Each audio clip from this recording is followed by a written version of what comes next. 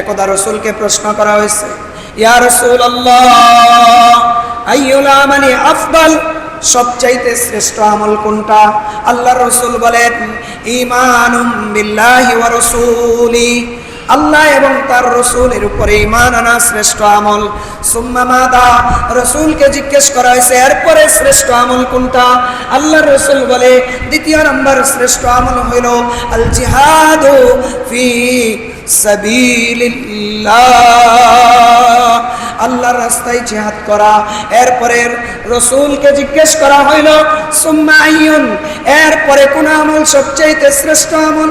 রাসূলুল্লাহ সাল্লাল্লাহু আলাইহি ওয়াসাল্লাম বলেন, হজ্জুন মাবরুর, কবুল হজ, এই আমল আল্লাহর কাছে শ্রেষ্ঠ আমল। সুবহানাল্লাহ।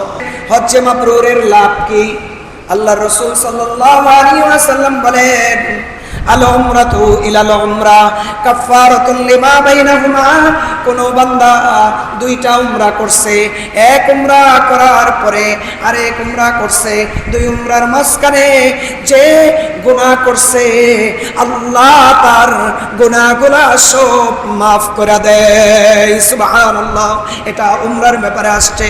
এরপরে রাসূল বলেন, আল হজ্জুল মাবরুর লাইসা লাহু জাযাউন ইল্লাল জান্নাহ, আর হজ্জে মাবরুরের প্রতিদান একমাত্র জান্নাত। সুবহানাল্লাহ। আল্লাহ রাসূল সাল্লাল্লাহু আলাইহি ওয়াসাল্লাম, রাসূল করিম সাল্লাল্লাহু আলাইহি ওয়াসাল্লাম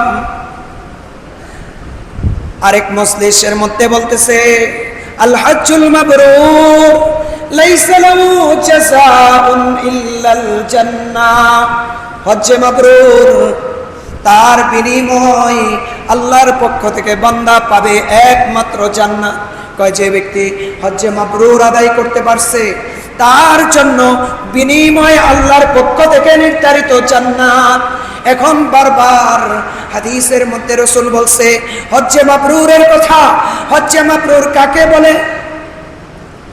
সাহাবায়ে কেরাম রাসূলকে জিজ্ঞেস করলো, ইয়া রাসূলুল্লাহ মাল বিররু ফিল হজ্জি, হজ্জে মাবরুর কাকে বলে?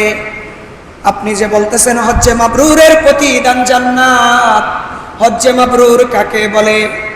রাসূল করিম সাল্লাল্লাহু আলাইহি ওয়াসাল্লাম বলে, ইতআমুত তাআম ওয়া তিবুল কালাম। সাহাবায়ে কেরাম বলে, আরে সব জায়গায় হজ্জে মাবরুরের কথা বলে, হজ্জে মাবরুরের কথা বলে, হজ্জে মাবরুর কাকে বলে? আল্লাহর রাসূল বলে, সাহাবারা যখন আল্লাহর রাসূলকে প্রশ্ন করলো, আল্লাহর রাসূল বলে হজ্জে মাবরুর হলো ওই হজ যে হজের মধ্যে যাওয়ার আগে, যাওয়ার সময়, আসার সময়, আসার পরে মানুষদেরকে খাবার খাওয়ায়, এই হজ হইল হজ্জে মাবরুর। সুবহানাল্লাহ। ওয়াতিবুল কালাম, আর হজে যাওয়ার সময় নরম ভাষায় মানুষদের কাছে মাপ চায়, ক্ষমা চায় যাওয়া, মানুষদের কাছে বইলা যাওয়া, কান্নাকাটি করে যাওয়া, হজে যাওয়ার পথে রাস্তায় মানুষের সাথে সৎ আচরণ করা, হজ থেকে আসার সময় মানুষের সাথে সৎ আচরণ করা, হজ থেকে আসার পরে সব সময় মানুষের সাথে সৎ আচরণ করা। আল্লাহর রাসূল বলে, যে হাজির মধ্যে এই দুইটা গুণ থাকবে তার হজ কবুল হইছে। সুবহানাল্লাহ। এক নম্বর ইতআমুত তাআম, আর একটা হলো তিবুল কালাম, মানুষদেরকে খাবার খাওয়ানোর গুণ থাকবো। হাজী সাহেবরা সবসময় মানুষদেরকে খাবার খাওয়ায়, এটা হজ কবুল হয়েছে, এটা লক্ষ্য। হাজী সাহেবরা মানুষের সাথে ভালোভাবে কথা বলবে, এটা হজ কবুল হয়েছে, এটা তার লক্ষ্য। কে বলছে? আমি বলছি না, রাসূল বলছে। বলেন রাসূল।